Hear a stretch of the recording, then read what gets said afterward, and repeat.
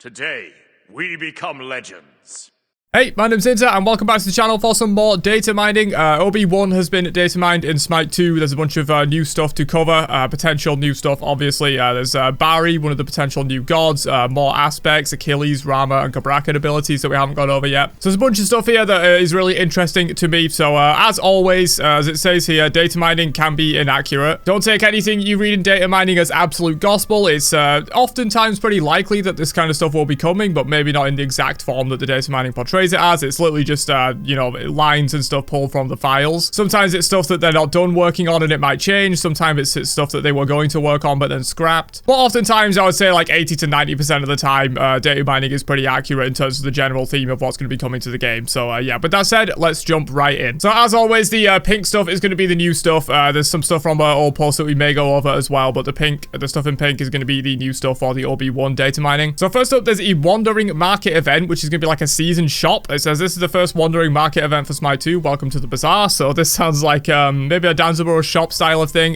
Maybe, you know, you get certain cosmetics or whatnot available in there. It's maybe possible this is something in game with like a wandering market in the jungle or something, but I highly doubt that. This sounds like cosmetics or something. It sounds like it's going to be a shop similar to Danzaburo's shop in Smite 1, where, you know, some random deals will come up, maybe in bundles, maybe as single things where you get a bit of a discount. Maybe everyone's will be the same for like that week, or maybe it'll be unique to you. We don't know. But yeah, it sounds like some kind of cosmetic shop, a way to get cosmetics maybe a bit cheaper. Moving on though, we have some new aspects to look at. So Ares, the aspect of reverberation. So first up, ability 1, call to arms. This is not ability 1, it's ability 2, but this no longer buffs allies. Instead, Ares' next basic attack strikes with his shield, stunning the target and reverberating bonus basic attack damage to nearby enemies. Interesting. So it turns his 2 straight up, you know, it's no longer going to buff your allies with that bonus basic attack damage, HP 5 protections, all that kind of stuff that it gives. Instead, it's just going to let Ares absolutely slam someone with his next basic attack. This will be really good for auto attack cancelling. Ares already has pretty solid auto cancels with like his 1 and stuff like that. So now you could like 1 auto cancel, 2 auto cancel chain, auto cancel. You could probably kind of shred people with this, and it seems like it's also going to send out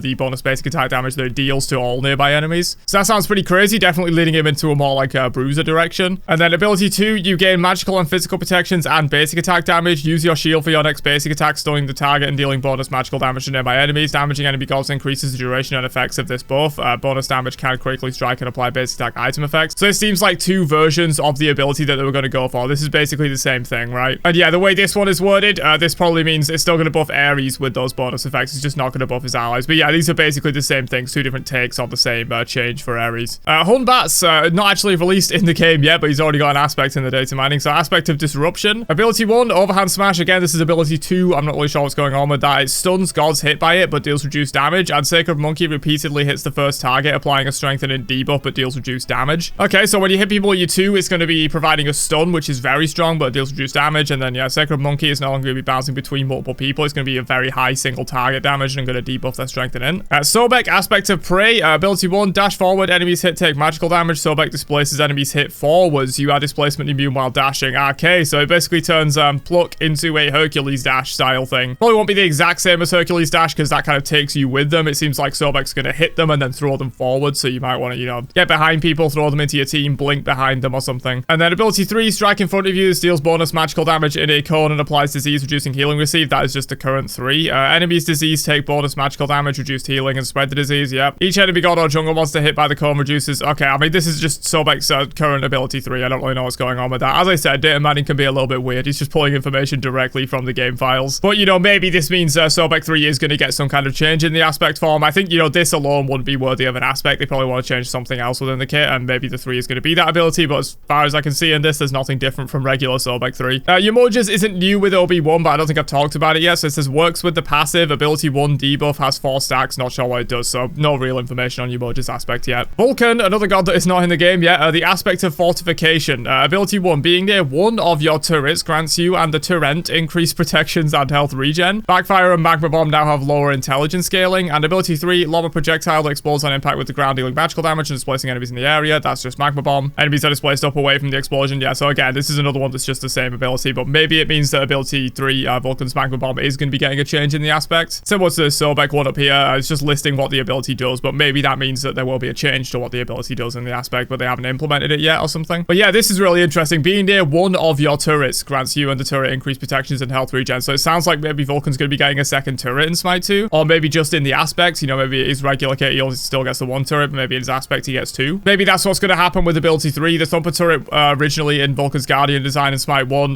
was the ability 3, so maybe ability 3 is going to be Thumper turret instead of magma bomb, and then, you know, this will make sense being near one of your turrets. And this is really interesting. I've always thought, you know, a turret-based character could be super interesting. It didn't really work with the original Vulcan design, but I think if they have another crack at it, UE5 with a lot of the stuff they've learned over like a decade, you know, Vulcan was reworked in like 2013, so it's been like 12 years since they did that rework. They probably learned a lot about how to make these kind of characters work, so I think it could be really cool to have a turret focus for Vulcan. Okay, that's all the aspect information we have for now, though. Next up is Princess Bari, going to be the next god coming to the game, according to this data mining. Is going to be the next god after Aladdin, or she, not he. And this is a significant deity from Korean shamanism and folklore. She is known as the Abandoned Princess, or Bari Degi. So the Korean pantheon is now confirmed by data mining, obviously, but yeah, that's what Princess Bari is going to be from. It's going to be a physical damage projectile basic attack, so almost certainly a hunter. The only gods with physical projectile basic attacks are hunters, other than some unique cases like Tsukuyomi. Ability 1, Spirit Bell. It's a deployable. It has a rise and fall of movements or something else on a spike. Interesting. While in its movement, it is also modified the alpha, so probably kind of semi-transparent or some kind of spirit or ghost effect. It can be refired, and when the spike is reached, it seems to attack. Interesting. I can't really decipher this into something meaningful, honestly, but there's some information on what her 1 might do. There's also some data mining from previous patches that I haven't covered yet. So ability 2, this seems to use Anhurst 2 as a placeholder, so we can expect a similar ability, and it's going to be a cone attack. So yeah, maybe some kind of knockback, or maybe, you know, some way to stun if they collide with something like that. Ability 3, attack ability, damage 5, cooldown 5, cost 10. This is obviously placeholder information. Ability 4 has death immunity, so maybe Kali style, maybe Kepri style. This ability seems to be a deployable that lasts for 5 seconds. It's an area ability, 85% magical scaling. I assume that means intelligence scaling and also some heal scaling. So yeah, if that's intelligence scaling, looks like she's going to be a hybrid hunter, which I really do like. Assuming she will be a hunter, I mean, physical projectile basic attacks, I don't see much. Maybe, you know, some kind of an assassin that has those, but we haven't had a new hunter in Smite 2 yet. You know, we've had Mordred, who's like a warrior assassin hybrid. We've had Akate, who's a mage, and now we've had Aladdin, who's an assassin. So I think a hunter definitely does make sense. But yeah, there's a little bit of information on Bari, potentially the next god coming to the game. A little bit of an updated information on the god release schedule on Smite 1 gods. So Open Beta 1, 21st of January, which I believe is next Tuesday. As I'm recording this on the Saturday, I believe that's going to be Tuesday, which is saying the patch is going to drop on Tuesday. You know, maybe it's going to be a Titan talk on Monday, or maybe they're going to reveal it at the Vegas tournament, because there is a Titan talk going on Sunday at the Vegas tournament, so they will probably reveal it there, to be honest. But weirdly, this says Open Beta 1. I assume this means Open Beta 2, and all 5 of these gods are coming in Open Beta 2, because obviously Open Beta 1 is already out, unless they're going to release like an Open Beta 1.5 and release just Cabrakan, and then in Open Beta 2 you get these gods. I feel like it doesn't really make a whole lot of sense. I feel like probably all 5 of these gods are going to come in Open Beta 2 on the 21st of January, would be what I assume. But yeah, that's going to be Cabrakan, Achilles, Hun Batz, Rama, and Vulcan, and apparently there's information on the abilities below, so we'll get to that in a second. Open Beta 3 plus, Artemis and a Wheelix, so I assume these are relatively far ahead in the files now. Maybe there's even some kit information, but it doesn't say that there is. And then the after 50 gods list, so yeah, once we hit 50 gods, once we get these 5 in the game, this is kind of the list of gods that have already appeared in the game files and are likely to be the next ones to come. It is a very long list, so you know, if you see your god on here, you still might be waiting quite a few months for them to actually get into the game. There's probably a solid, I don't know, like 20, 30 gods here, so you still might be waiting a little while, even if your god is on this list. We'll just talk about the new ones that are added. You can pause the video if you want to read the whole list, but I did cover the previous list in one of my older data mining videos, so we'll just talk about the new ones. So Arachne is now in the files, Charybdis is now in the files, Skadi is now in the files, and Surtur is now in the files. But again, you might be waiting for a while on any of these specific gods, because there is like 20 to 30 gods here. Moving on though, we have some Achilles information. So passive, choose to wear the armor or forgo it. Wearing armor grants bonus health or protections, while foregoing it grants movement speed and strength. Same thing as Smite 1. Swap between armor states by using basic attacks while the passive target. Yeah, so same as Smite 1, passive is unchanged. Ability 1, punch forward with your shield, dealing physical damage and stunning in a short cone. The force of shield radiates further, dealing reduced damage, so no change on ability 1. 1. Ability 2, you are blessed by the gods, gaining bonus strength, protections, and CCR for a short duration. Damaging enemies with abilities during this time heals you.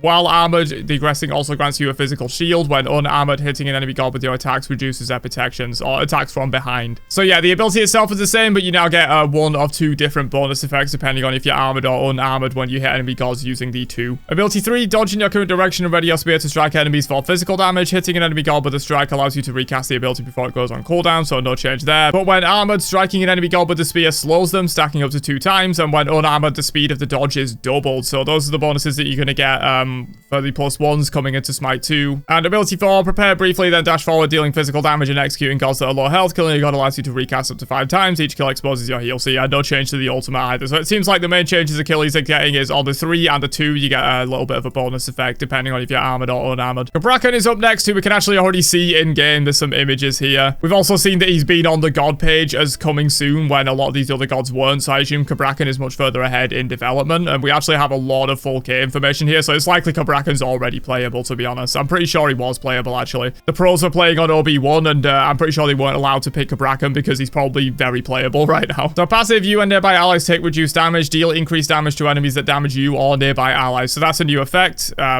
Previously in Smite 1, it only reduced the damage that nearby allies take, but you also gain a damage increase if enemies damage you. Ability 1, become enraged, increasing your movement speed and attack speed. While active, your next successful basic attack will stun and deal bonus damage based on int and strength. Of course, Cabrakan's going to be an int strength hybrid. That just makes total sense for him. He's going to be magical damage, which is to be expected. Gain haste and immunity to slows and roots, same thing as Smite 1. So yeah, the one basically unchanged, but of course Cabrakan is going to be a mix of int and strength scaling. Ability 2, clash your shields, unleashing a concussive blast that deals int-based magical damage, only int-based. Taking damage charges your shield, granting protection, so very similar to Smite 1. Max stacks gain access to the enhanced refraction shield on a separate cooldown. Interesting. Enhanced refraction shield's concussive blast deals strength-based damage and stuns enemies, restores mana per hit. Okay, so basically it's the same as Smite 1, but the enhanced refraction shield is on a completely separate cooldown. So if you go in and you like 1-2 someone and then you take a bunch of damage and you get up to the level that you get an enhanced refraction shield, you're just going to be able to cast that immediately on a separate cooldown and not take the regular cooldown of your 2, which is very interesting. And of course that portion scales on strength, whereas the original ability scales on int. Very interesting. Ability 3, repeatedly slam the ground, trembling enemies and dealing int-based magical damage every 0.5 seconds and vortexing them. Refire for a stronger quake that deals strength-based magical damage and cripples enemies but incurs an increased cooldown. Interesting. So the regular cooldown is 4 seconds, much like Smite 1, where they made that change to Cabrakan, where you can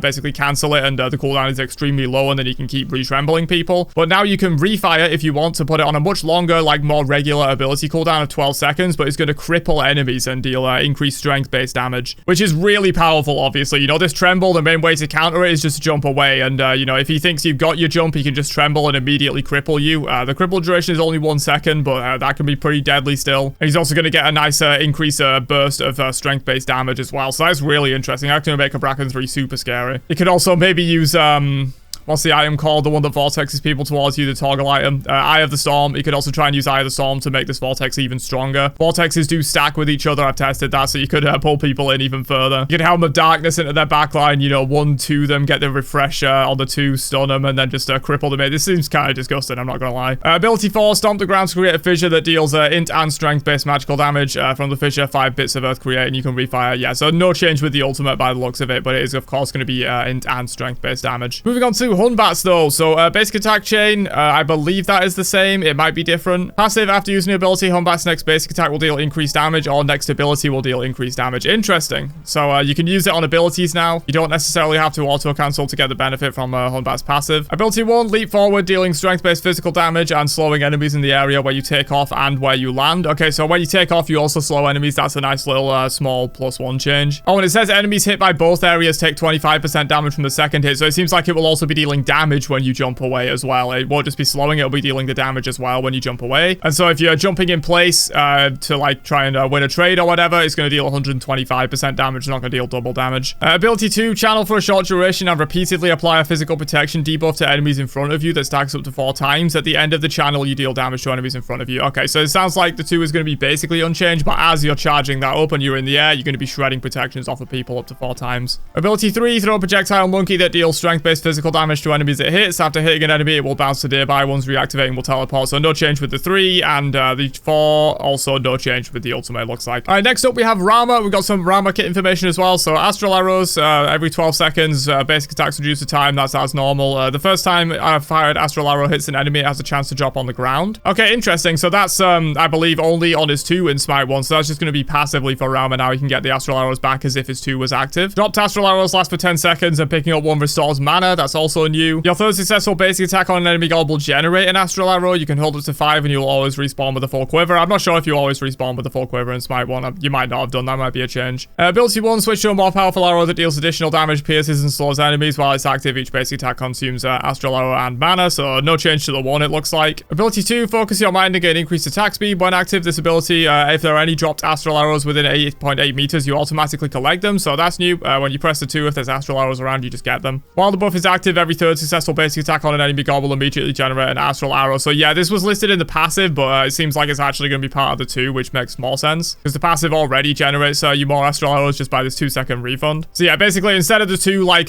generating you astral arrows based on a chance and they will drop on the ground, you're going to get them immediately, and you're also going to pick up any immediately as soon as you cast the ability. Ability 3, roll in the direction you're currently traveling. Next 5 seconds, you have haste and consume an astral arrow as a cripple. So yeah, no change to the 3. And the ultimate, launch yourself into the air, shoot up to 3 powerful arrows. Yeah, so no change to the ultimate either. Vulcan is next up. So we've got some actual real Vulcan kit information as well as the aspect. So passive, Vulcan has access to a variety of mods in the item shop that affect his abilities. Oh my god, they're going crazy with Vulcan. There are 3 sets of mods available at different levels. You can only have 1 mod from each set. Okay, so you have like set 1, set 2, set 3, 3 options available at each, and you can choose 1 from each. Hitting an enemy god with an ability grants you increased movement speed and mana regen. That's regular Vulcan passive. Set 1, which can be built at level 1. You have the dual mod. Gain access to the Thumper ability by alternating between an Inferno Cannon and Thumper on each ability activation. Thumper's rank will match Inferno Cannon's rank, cooldown 12 seconds. Okay, so you get an Inferno Cannon, next cast is Thumper, next cast Inferno Cannon, etc. And the Thumper, if you're not aware, this was in Vulcan's original kit. I talked about it a little bit in the aspect. It is a AoE turret that does a full circle around it. It will deal damage and slow enemies, all enemies around it, but presumably deal less damage than the Inferno Cannon deals per shot. Alternator mod, gain access to the Thumper's ability in your first consumable slot. This will occupy the slot for the entire game. Thumper's rank will match Inferno Cannon's rank, cooldown 20 seconds. Okay, this one just seems kind of better than the dual mod because you get your Inferno Cannon all the time. It doesn't share a cooldown or anything like that, but you just get it in your consumable slot. The cooldown is longer at 20 seconds, but you know, you're not affecting the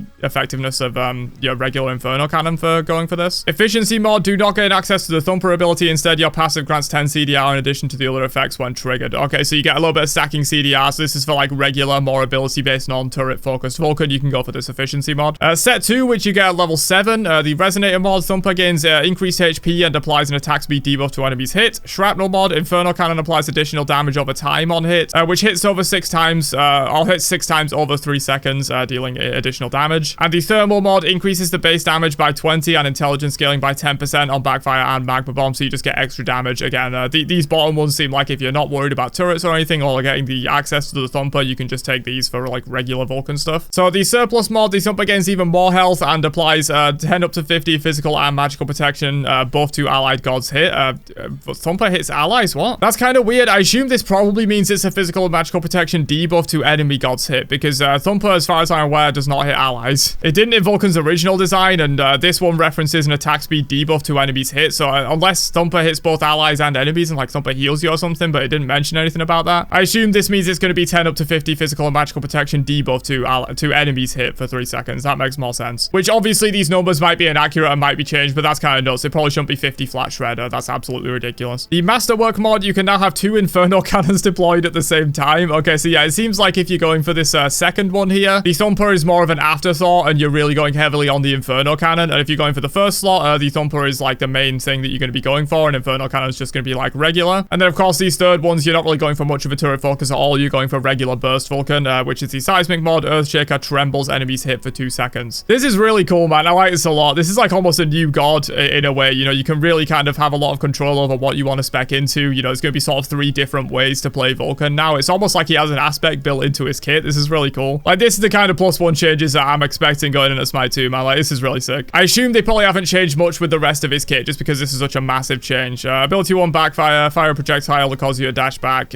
marking the first god that's hit. Inferno Cannon's prioritized them. Yeah, so regular there. Inferno Cannon, seems also pretty regular. Magma Bomb, regular as well. Earthshaker, yeah, also regular. So basically no changes to Vulcan's base kit, which does make sense considering how ridiculous this new passive is where you can choose all these different mods. And yeah, this is just a quick description of the Thumper. I've described it already, but creates a Thumper that pulses out an attack around it every 1 second that deals magical damage to all enemies in the area. But yeah, that is the end of the data mining. Vulcan seems absolutely insane, man. He's also got that aspect, which I guess we'll quickly read the aspect again because I kind of forgot, and now that we've read the regular kit, it will make more sense.